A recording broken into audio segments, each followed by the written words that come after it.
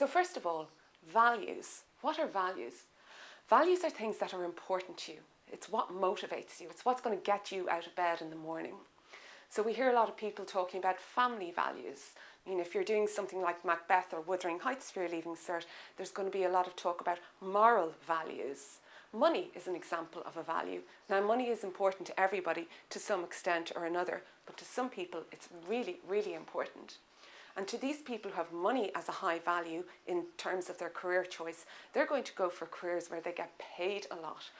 So they might be things like high finance, stockbroking, banking. Another common value is freedom. So are you the kind of person who doesn't like being tied down? Do you like being able to set your own study hours, your own work hours? Do you like being able to choose what to study and when to study? If so, freedom could be one of your main career values. We find a lot of freelancers have this as a value.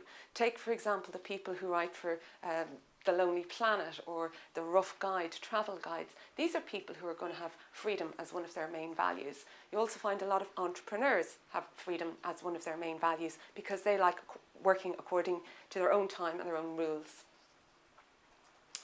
Another value that is very pertinent for your generation is the environment.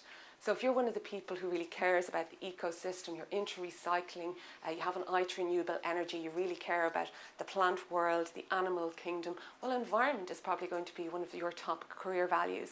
So if, for example, you're working in a company where they don't respect the environment, or you have a career that really doesn't care about the environment, you're going to be very unhappy there, and it's going to cause you a lot of stress. I saw an example of this at work with somebody I was dealing with.